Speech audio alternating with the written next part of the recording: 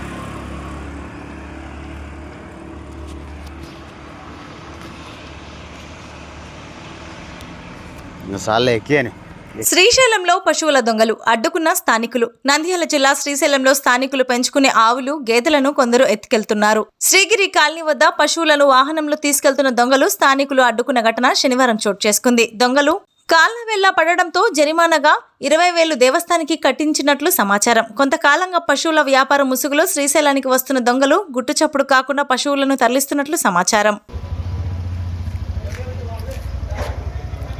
బర్రెలకి నమ్ముకొని ఉంటే అది చెప్పేవాళ్ళే ఉన్నాడు.